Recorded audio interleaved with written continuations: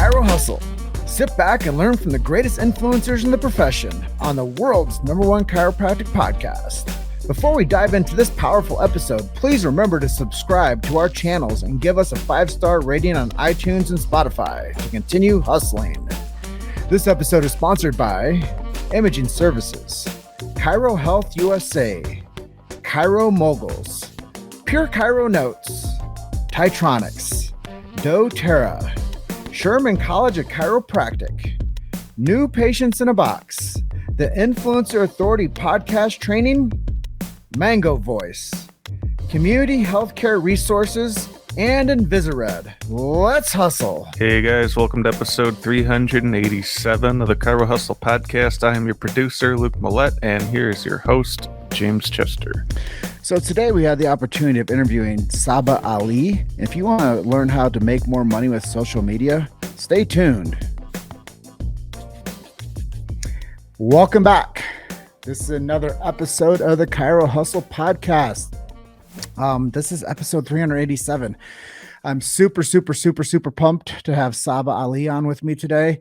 The reason that I'm so excited today is because we are taking a left turn and we're going a little bit away from chiropractic. We're going to talk a lot about marketing and promo and things that chiropractors can do. And I'm really excited just because I know that you've done quite a bit from the aspects of being a TEDx speaker twice. And your background is really impressive. So I'm just really excited for that. But before we jump into your story and what makes you unique in this amazing world, I'm just going to tell people the big why about why we do what we do for Chiro Hustle.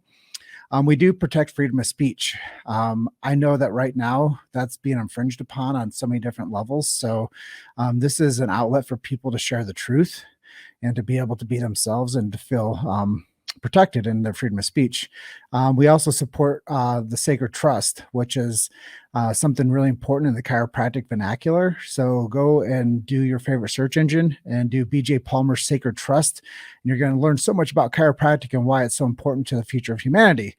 And then we support subluxation-based chiropractors and universal intelligence and innate intelligence, that when a person gets adjusted, it connects them to the physical, to the spiritual. And with that being said, Sabah, welcome to the show. Hello, I am so excited to be here and I'm so excited to talk about all the things when it comes to marketing. And yeah, thank you again for having me. Yeah, to me, content matters. Yeah. And creation of content and strategy around content is so important today. And as we were talking off cameras, attention is the new currency. And I know you have a program that you're working on right now that you're inviting people into called the Cash Content Machine. Mm-hmm. So let's just give some premise to people. Why is having high quality content, consistent content so important today? Mm-hmm. Absolutely. I love that question because I always say the first touch point of someone finding you is always content, regardless of where they find it, whether it's a podcast show, whether it's a Facebook ad, on your Instagram, on TikTok, even through someone else's voice, it's content, right? So if even someone's referring your services to their friend, they got your message through probably one of your pieces of content. So when I look at business as a whole, whether it's, you're a chiropractor or a doctor or an online coach, whoever you are, no matter what it is that you're selling, the foundation, the seed of your business, of how it's going to sprout and grow is going to be content. Mm-hmm. So you said a couple key words there. You said Facebook, Instagram, TikTok. Let's talk base level strategy. Let's just jump right into Facebook. What should people do? What should they not do on Facebook? So if you were talking about, so on Facebook, I look at it in two ways because you have your personal page on Facebook and then you have a business page. So for me, of course, I'm a coach. I use my personal page a lot more, but if you are focusing on growing like your business page, this is what I would recommend having on both platforms, on both pages. When it comes to your business page, that's where you want to be showing the content, where you are illustrating and you are putting on like, in like a perfect platter, your client results, you're showing the transformation, you're sharing the value, you're sharing the knowledge. But when it comes to your personal profile, that's where what I call you create emotionalized content where someone can see you as aspirational, but they can also relate to you in a very deep level. So this is really fresh into my brain because I actually just did a training inside of Cash Content Machine before this. When your content is only aspirational, meaning you're sharing all of your stories, all experiences, all results, but you're not meeting someone where they're currently at, they can see you as someone that's so inspiring, but they can't actually see them possible for them too. Right. So the relatability factor, the trust isn't actually built there. So in order to build that, what I always say, what are your current clients' true pain points? Like if you were to close your eyes and visualize yourself walking into the home of your ideal client, what would actually be happening in their house? And that is how you can create content that literally hits someone like to the point where, wow, it seems like James is truly in my mind when he made that piece of content. Like he really knows what's happening. And it's much easier to go from this is my ideal client's current beliefs to shifting them into having a more empowered belief in order for them to take the next step, which is going to be buying one of your offers or products. Yeah, I love that because right now I just hired a speaking coach. That's Because I mean amazing. I've done some speaking engagements. I've done quite a few stages, and I think that we can always get better. Mhm. And one of the concepts I'm studying right now is taking people from pain island to pleasure island. And I think that when you come into somebody's house, like you said, and you start to understand what the archetype is of that person, that character, you can create content specifically for that one person. Right. Absolutely. Yeah. So with Facebook, when saying like business, the value, the result, personal, share more of the experience. And honestly, when people ask me like the difference between what type of content to post on like Facebook versus Instagram versus TikTok, I honestly post like the exact same thing. And the reason why is because my ideal client is the exact same person on Facebook as they are on Instagram, as they are on TikTok. Sometimes when people think about creating content on all of these different platforms, it gets very overwhelming because they think they have to create three different type of pieces of content when in reality you could honestly just post the exact same thing or repurpose and tweak it a bit so it fits into like the social media tools and features. So what I mean by that is on Instagram, if you go check out my Instagram, I have a lot of quotes with like text in a background, and then I have pictures of myself with like a little bit of text overlay. If I were to post that on Facebook, it would not work as nearly as well as it does on Instagram, just because Instagram is known for that type of content.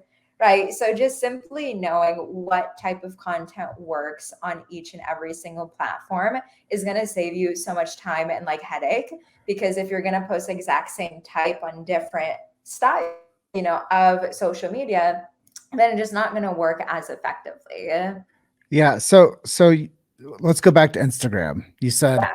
you're going to post similar type of content that you would on Facebook and TikTok, similar type of content. But just to be clear to people, attention now is being placed onto reels. Yeah. Attention now is being placed onto these little 15-second videos on TikTok. Yeah. How do people get more exposure and more followers to this type of content? It's a great question. So on Instagram, since reels are working so well, I'm creating reels and I'm also creating like static posts on Instagram where it's either a picture of myself or a quote. So, what I've been testing for the last few months is what if I take my static quote and just turn it into a reel? So, it's basically still an image, but I put it into a reel with music. It takes me less than like 5 seconds to do, but I get literally triple the amount of reach just because Instagram is rewarding people who are using Reels because, of course, they're direct competitive TikTok right now. That's so So, cool. yeah, if you're spending all of your time making the post that used to work, what I say like 2 or 3 years ago on Instagram, stop doing that, right? Like it might work to convert your current audience, but in order to bring in new people on your profile, use the features that are trending right now. And one more thing I would love to say with this is you don't always have to do what everyone else is doing with that feature, right? When people think about Reels and TikToks, they're like drama, dancing, singing. And some of my clients are like, that's not my personality. I don't want to do it. I'm like, you don't have to, right? Just take your static post and turn it into a reel. You'll still get the exact same amount of reach. That's so cool. Like you're opening people's eyes up to a whole different strategy. Because, what I've been doing now is when I've travel or I fly or interact with people or I'm speaking somewhere or I'm hiking somewhere or at the gym, like I'll make all these little videos. Mhm. And what I do is I upload those into a Dropbox folder and I have my creative team take those things and overlay like quotes from me. That's another thing I would just want to impress upon people is quote yourself. Like so many times people want to take like, this really smart person that nobody knows about and take a quote and put that onto like their image. And I think that, that's so, in my opinion, that's so 2018 is I think now we're 2022, 2023, here we are, like we should be quoting ourselves. We should Oh, yeah. take content that we're creating like this interview right now, and we should be sending it out and making a text file from it through like rev.com for $1 a minute. And you should be taking that stuff and making pull quote images based on your lifestyle, what you do, where you go, who you interact with, and then quoting yourself. I can't tell people how valuable it is to just start making powerful statements of yourself that other people start sharing. Mm-hmm. Oh, yeah, no, absolutely. Like shareable content is where it's at, especially on Instagram, right? Because if someone can have like just instant resonance with you and what you say, relatable or aspirational, the next thing that they're going to do is send that post to either their friend or they're going to post it on their stories. That's one of the most amazing ways that you can, kind of build your audience through like wildfire when it comes to, doing that on Instagram. So now we've talked Facebook, we've talked Instagram. Now it's TikTok time. Ooh. So, I know. And you said, once again, I'm just going to reiterate, use similar type of content that you do on one platform to the other platform. Mhm. Do you find this, that if you do a reel and you download that reel and you post it to TikTok, that it gets the same amount of reach that it would be if you designed and produced straight from TikTok? Yeah, so I've been heavily focusing on TikTok, testing and trying all the different things this year. What I've found personally for me is it doesn't matter if I create it on Instagram or on TikTok as long as the watermark isn't on there. So if you're reposting it with the watermark, then I think you don't get nearly as much amount of reach. So just don't use it with the watermark. An easy way that you can download your either TikTok or Instagram reels with an audio is use the website. It's called snaptic.com or snapinsta.com. And if you get the link of your reel or TikTok, download it. The watermark is in there. So that's what I do. Super easy. Once again, like I'm not creating more time for myself. I just create and post the exact same thing on each platform. One thing I have learned about TikTok, in order for videos to go more quote unquote viral, to get more reach, is actually doing stitches with viral videos. So on Instagram, that's not really a thing because there isn't a stitch feature, right? You would have to manually download a video, then record it, upload it. Too much of a headache. People don't do that. On TikTok, if you see a viral video and you have, once again, a very raw and genuine opinion about it, the thing with stitching, if you know what that is, it basically is responding to that viral video. So I actually did this I want to say a few weeks ago, but it's probably a month ago now, where a viral video about someone who was basically, it was a trend where they just didn't have time to do anything because they work a 9-to-5 job. They wanted to go to the gym, hang out with their friends, and they were basically screaming, right? And it was supposed to be a funny viral video, which it was. My response to that was, I know this is funny, but there is so much truth behind this because X, Y, and Z. And I think that one got up to like 23,000 views, pretty good on TikTok. I only have a little over 3,000 followers on there because I just really started to focus on that. But from that video alone, I got 700 new followers on TikTok. So stitches, I've done more than once, and I have found those are the ones that go more viral if you're doing it based on a video that's already viral on there.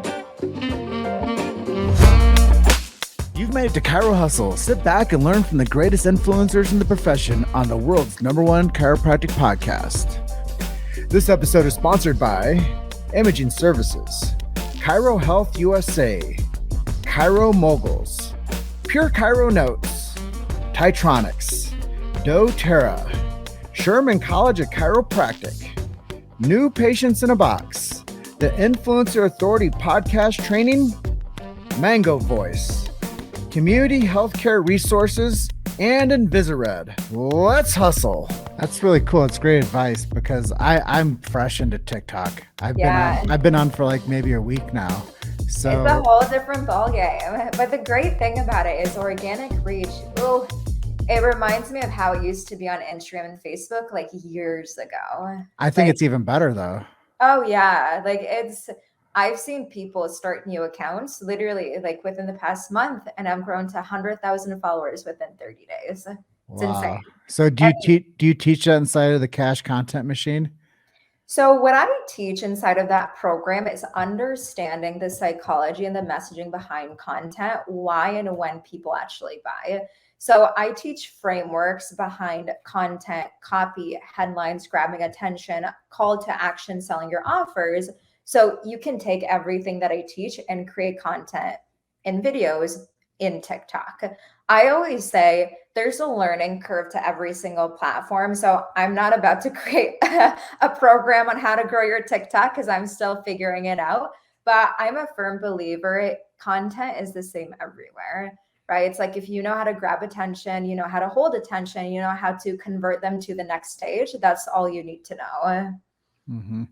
So being somebody that's helping people create these frameworks to get more strategic placement on different social medias, what would you recommend to somebody to not do? Because I think that the big thing is to tell people how to do it. But what have you seen people doing that you're like, that's a red flag, don't do that? Oh, with content, the first thing that comes into mind is don't copy people. Don't copy your competitors. Don't copy me. What works for me is not going to work for you. And I don't care if you're selling the same type of offer and product, it's not going to work. And the reason why is because the way I say something is not the way that you're going to say it. So I have seen people, and I kid you not, James, like I've seen people literally take my post word for word, post on their profile, and like zero crickets because it's not in their voice, it's not in their story, not in their personality. So even how I teach my clients, once again, I don't give them like templates of how to create content because I don't believe in that. I give them frameworks. And from there, when you understand the types of content, how to shift people's beliefs, how to dive deeper in pain, how to illustrate that desire in a post, then that's where you can use your own creativity, your own previous experiences, your own knowledge, expertise to develop that piece of content. But yeah, that's a major like red flag. You don't have to copy other people. It's not going to work. And then one other one that I see people doing is, I guess we already mentioned this a little bit, but posting the same, it's going to sound so contradicting, but posting the same type of content on different social media platforms without making it so it fits on that social media, right? So once again, if you're posting the same reel, but the watermark's there, it's not fitted correctly, it's blurry, there's not good lighting, it just honestly doesn't look good. then like don't do that. One thing I talked about today in Cash Content Machine was people pick up on subconscious cues a lot. So even if someone may not consciously be aware of someone's body language, their tonality, their background, their environment, their clothes, every single thing matters. And I have seen people create reels where their background is literally a mess. The lighting is very bad, very dark. You can't even see their face. And then they wonder why their video is not getting any views, right? So those small details matter, especially when you're at the stage of first really just getting a traction on social media. And if you haven't been on there for that long. Yeah, I think that that's really important to understand is production quality matters. Mm-hmm. So let me ask you this. Would you recommend people doing all their content from their cell phone for video work, or would you tell them to get a higher quality camera and then download from the camera? Great question. I still produce everything on my iPhone. For me, that is just the easiest, simplest way to do it. I believe when you get to a point where you have more time, space, energy, and you have the goal of building a more standout brand, then you can have like all the bells and whistles. And once again, like what works for me might not work for you. Maybe you want that full production right off the bat, which is fine. But I do see that as sometimes a barrier for people just not moving forward then, right? Sometimes it is very overwhelming to find pick the camera and set up the audio and then download, then edit, especially if you are doing it all yourself. I know we were just talking about previously before getting on here that of course, James, you have a team that helps you out, but if people are just starting, they don't have a team and they think about doing all of this. Back when I was in college, I couldn't even think about doing all the bells and whistles, right? So I've done it since day one on my phone. I still do it. And for me, like I have my desk in front of a window. So I have natural lighting. Anytime I want to record a video, I just stand in front of a window. That gives me amazing lighting. Mm-hmm. So, two takeaways for people here. Done is better than perfect. And you don't have to get it right, but you have to get it going and Yeah. learn from what you did before and improve upon that.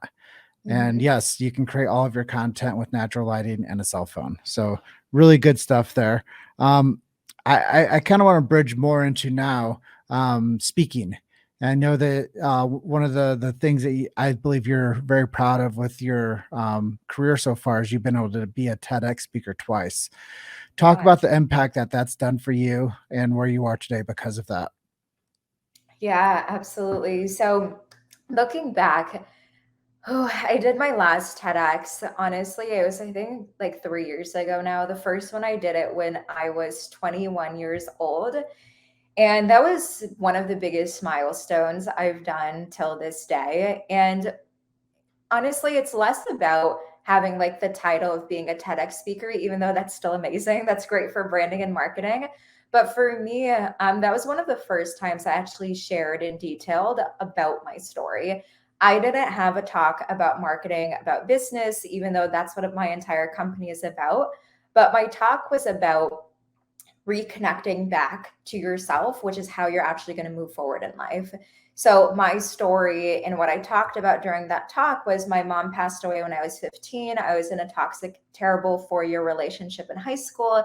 And when I graduated high school, I didn't really see a successful path in where I was going to go in the future. So, for me, what happened was I was trying to find all of the external people and environment and resources to try and fix me, quote unquote. But what I wasn't really looking at was reconnecting back to myself.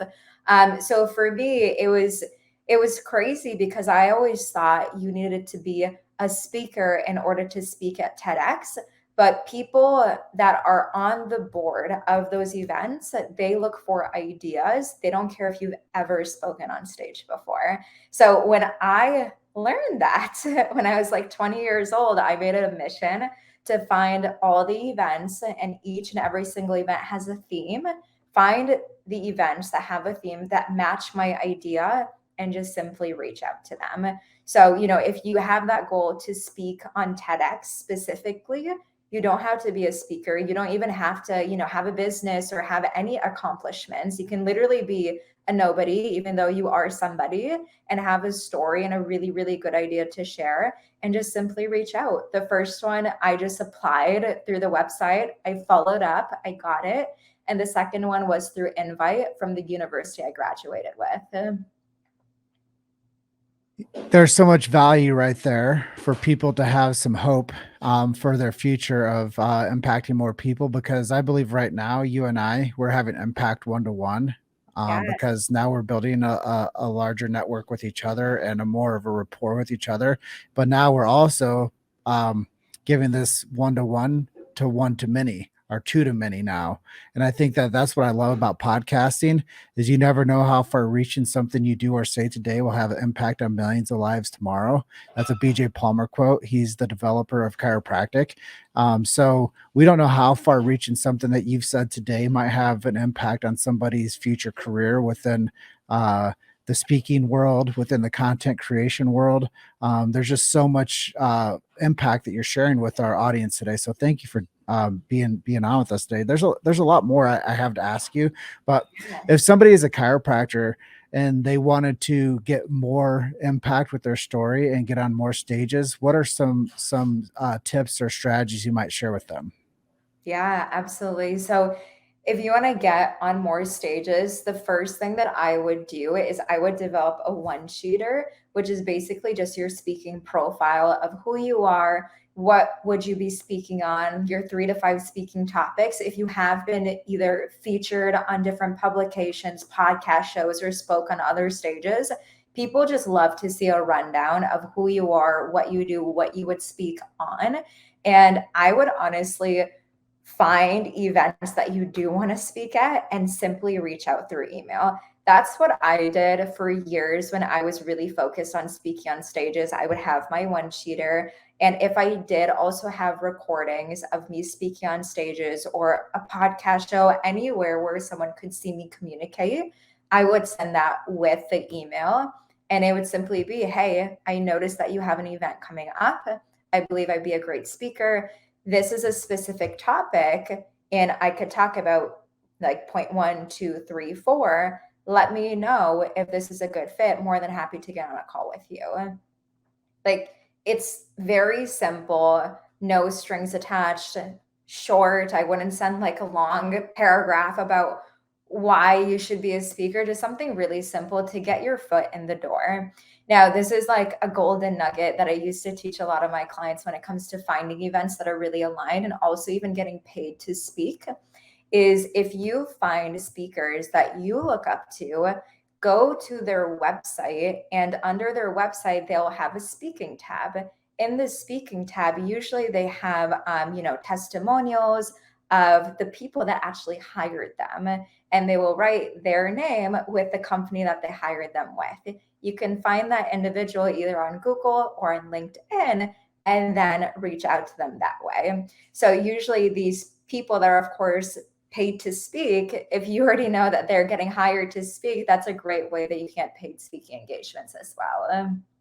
Well, I think this goes full circle, is that when you become somebody that wants to get more speaking engagements and you learn the outreach strategies that you just shared, I would say that the number one thing to do is become the number one fan of that event coordinator. Yeah. And to ask any way you can help them, Oh, yeah. and to be more supportive than asking. Mhm. And I really believe that that strategy alone is going to land you on bigger stages with more opportunities, is give more than you ask for and show up with more helping hands than more want. And the more that you give, the more that you get. So Mhm. I think that that's also a strategy that if people are watching this, that givers gain, that if you just give you have 3 things you can give, Saba: your time, your talent, or your treasure. Yeah. And really people don't know how to give their money, really, because people are just trying to get more of that. Yeah. But what they have a resource of is their time and their talent. Mhm. And if you have more time and talent than treasure, then you have to figure out how to connect with that event coordinator and provide more time and talent to that Mhm. event to where you have more of an opportunity to get that speaking gig. Right. Because I think a lot of times people they want, but they want, but it's like the Gary V analogy, jab, jab, jab, right hook. Yeah. It's like Yeah. if all you're doing is right hooking the whole time, it's not going to work. So you have Mhm. to show up as a person of value that says, hey, I want to support you in your mission as well. So how can I help? Mhm. Yeah, no, totally. I love that. And that was something that I did actually for the first TEDx I landed, just followed up as, do you need help with anything? Do you need help with coordinating? Like all of that coming from once in a very genuine place. And yeah, just like I always think it's a snowball effect, right? It's like even us doing this, I know that, I can refer you people, you're going to refer me people, and it's genuine. Like we're not expecting anything from each other, but naturally that's going to happen. Well, I think it's a law of reciprocity, Yeah. and no one cares how much you know until they know how much you care, Yeah. and no one cares that if you did 1,000 episodes of a podcast or you did 5 episodes of a podcast, what they care about is, do I like you? Do I identify with you? Yeah. And would I share this? And Yeah. I think that comes back to like the first question from you that I had for you is, let's talk marketing. And now as we're coming to the end of this, it's called Cash Content Machine. If people want to work with you, what are some web resources we can send people to in case they want to say, hey, I identify with Sabah. I love her interview on Chiro Hustle. But I don't know how to create content. I don't know a Mhm. strategy or a framework to follow, but I guess you do. So where can Yeah. we send them to?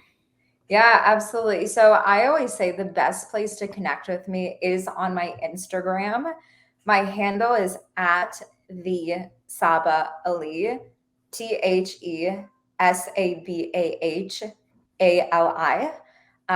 There are fake accounts that are trying to impersonate me that have like a letter off in that handle. So just make sure it's written correctly if you try to reach out to me. But that's the best place to connect with me, find me. If you click the link in my bio, you will find the link for Cash Content Machine if you do want to participate in that. We're on day 2. We launched it yesterday and it's amazing. But yeah, like I always provide so many free and paid resources. And yeah, if you want to be like the first to know what I'm up to, Instagram's the best place to find me. Well, I believe in always give away your best stuff. And when you give away your best stuff, people are going to learn from you and then they're going to hire you. So I think that's a Frank Kern thing. I So love that. I really appreciate you, Sabah. Thank you for being our guest on episode 387. Is there anything that I didn't ask you that you think that our audience should know before we call it a day? Well, first of all, thank you so much for having me. This is so fun. I love being on a lot of different type of podcast shows, and I really appreciated the questions you asked me. So this was amazing. One thing you did not ask me, honestly, I don't like a lot of things you didn't ask me actually, but one thing sometimes people do ask me is, do I ever get like tired of creating content? Because I create a lot of content. So if you guys were curious about that, my mindset when it comes to content isn't to once again sell someone something, even though I'm running a business. That's going to be a byproduct regardless of whether you're posting a video or not. But for me, I have been creating content since like 18, 19 years old before I ever even had a business, right? So if you can find a deeper meaning and purpose to your content and not just posting to sell someone something, then the real authentic and like genuine feeling and message will come out so much more than if you're just sitting there trying to type something up to sell your product or your offering. So that's something that is going to be definitely crucial for people, especially if you're either just starting to create content or you're in the midst of scaling. Well, here's how we can tie this up. Give people what they want and sell them what they need. There we go. And a lot of times people just want to be known, liked, and trusted, as Napoleon Hill would say. But I one level that up is become known, loved, and trusted. Okay. And with that, you'll never have to sing for your dinner again. So Sabah, so happy to have you on. If you want to learn more about what she's doing, go to the Sabah Ali on Instagram. Send her a message. Make sure you're not finding an imposter account, and connect with her because I think she's brilliant, and she'll add a lot of framework to your future on being able to make more money and help more people and to save more lives. So with that being said, Sabah, have a great day. Thank you for being my guest. This is episode 387, and keep hustling. We'll see you soon. Bye for now. Thanks for listening to Chiro Hustle. Don't forget to subscribe and check back next week to continue hustling.